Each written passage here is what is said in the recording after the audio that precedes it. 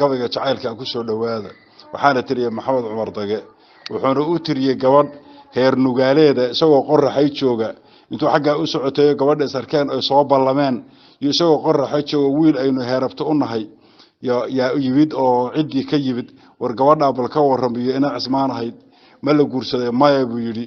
ma hadda ma noqonaysaa ha magaca Cabdullaahi fariintan u faray wuxuuna yiri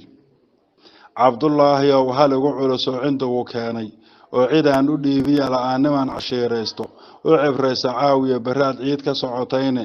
cid la maritan baad beegsan iyo caata iyo daale caraabiya cishiya fiid kacbaad camashan doontaaye rabbi caafimaad kugu siiyay cida tagniinkaaga cod yaroon ku fari iiga gee ina cismaan gooye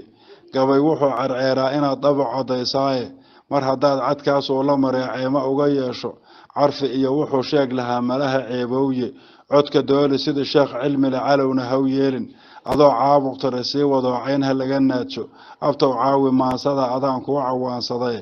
haddaan cuurka daaro dhaxmare taniya cawbaare hartu curadadiisii haddaan doonu camalayay warsangeli codkiisii haddaan caliya buur gaadhay aman caliya haaruun dhaxmare ceelis kor u dhaafay caqligaygu tuu dooni jiray lay calaamadiye ilaan midabkileeyay siraad calanku noo fuuliye